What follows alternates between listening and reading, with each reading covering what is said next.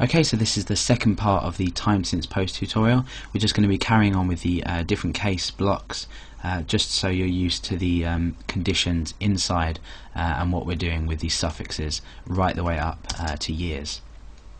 Okay, so the third one, we're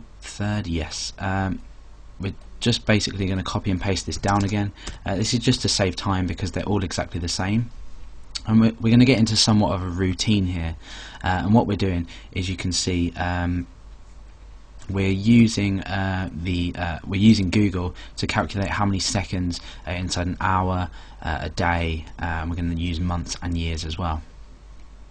So the next part of it, obviously, you can see that we've got 3,600 here. That's in fact how many seconds in a day. This is just to take this is just to take this up to hours. Sorry, this one here. Now what we're going to do is we're going to have to change this condition. This is always changing this number here, this number here, this number here, and obviously the suffixes. So the suffixes for this are going to be an hour and hours, like we've done before. So obviously, if we've got if it's been 1 hour since the post, we're just going to say hour. If it's been more than one, we're going to say hours. Okay, so now what we need to do is we're going to come back into Google. In fact, what we're going to do first is we're going to switch this around. So we're going to say 3,600 needs to be here. And then obviously we're then going to divide by 3,600. The reason for this is that obviously if we're taking hours, we want this cut off. Sorry, when I said before 3,600 seconds, yeah, that's within an hour. So we're going to be dividing by the hour again. Let's say we've got 3,600 seconds. This is going to be 1 hour. So 3,600 divided by 3,600 is 1. We're going to say hours. And obviously if we double this number, the result's going to be 2. This count will be set to 2 hours, and obviously our suffix will be set to hours, so we've got 2 hours, if that makes sense. But obviously now what we need to do is, because there are 24 hours in a day, we need to find out how many seconds are in a day to limit this so we don't go over a day. Just like we did here with the minutes, we're not going to want to go over an hour. So we're going to come back to Google, and we're going to go say seconds in a day, and that's 86,400. So we can copy and paste this straight into our code. Obviously make sure you don't keep the space in there, and this code is just basically going to work.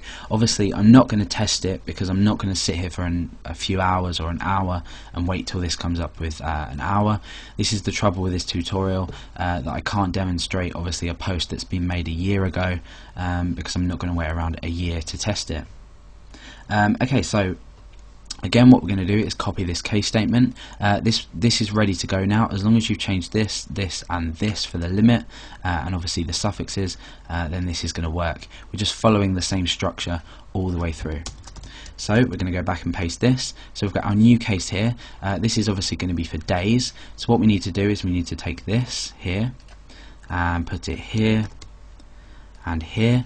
And again what this is going to do is it's going to say if it's less than a day, then if it's less than a day, then we're going to if it's more than a day, we're going to divide again. So obviously if the seconds are 86,400, and again if we divide by the same number, we're going to get 1, and this is going to be 1 day, or 2 days, or 3 days, 4 days, all the way up to a month. And obviously we need this limiter here to say we need it less than a month, so it needs to be within that bracket. So obviously if we come in here, we're going to say month, and that's 2 million odd. We can forget the decimal point because that's just going to confuse things, and basically what we want is this to be a rough system. It's not going to be an exact system. So again we're going to paste that in here. So what this is going to do, just to run through it, is it's going to say if the difference in the time is bigger than an hour, but it's smaller than a month, bigger than a day but smaller than a month, then we're going to divide this difference and we're going to output the appropriate suffix. Okay, so we're going to copy and paste it again. And if you do feel lazy copying and pasting, you know, it's quick, it's easy. This is the easiest method I could think of creating this. There are ones on the web. I did do my research first, but I haven't stolen any code. I've created this code straight from scratch by myself. I just thought it's long, it might be slightly slower, but it's a really easy way to grasp how to learn to manipulate obviously the time function. Okay, so what we're doing here is, again, we're going to take this and put it here. So that's a day. So if it's bigger than a day, we're obviously going to divide by a day, and this is going to be month and months. Okay, so if it's bigger than a day but smaller than a year, then we're going to output the correct month. So we're going to come back into Google, seconds in a year, 31 million and a half odd, and we'll paste that in there. So again, what we've done is we've limited it to a year. As long as it's less than a year but it's bigger than 1 month, then we're going to, like I said, divide, and we're going to output the correct month. Okay, so for the last one, obviously this is going to be years. Now it's going to be slightly different. I'm going to copy and paste it anyway. But obviously we're not going to limit the years, because we're not going to go any beyond years like decades. We're not going to get into millenniums. There's absolutely no point. So what we're going to do is we need to take away this part of the condition. And we're going to say if it's bigger than, and we need obviously this part of it here. So if it's bigger than a year, we're going to divide by a year. So as long as this hits this, this will be a year. So we've got, let's just say it was a year. We're going to divide by a year, and that would make count 1. So this is going to be a year, and this is going to be years. So if it's bigger than this, we're going to divide, and we're going to see how many years we're working with.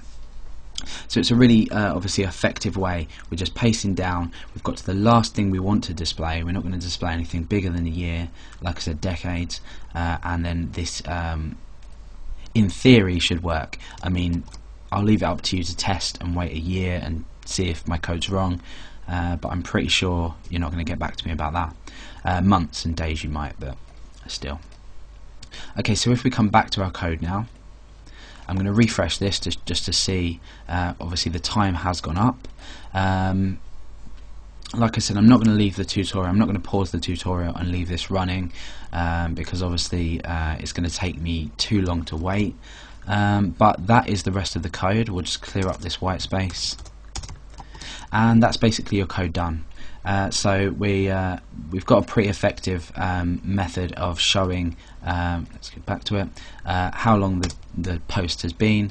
Like I said, a new post is going to show just a moment ago. It's going to display seconds, minutes, then it's going to display hours. So that's the code pretty much all done. Like I said, the code is going to be available on the forum. If you go over to the forum and you go to, I can't remember what the section's called, but have a look on the forum, browse around, and you'll find the code in one of the top sections. And obviously you're free to use it as you wish, but do study it. This is, like I said, the most simplest method I could think of to show it. It's a really easy way to demonstrate it. It's really quick, and you can just copy and paste your case statements down and edit them as you need.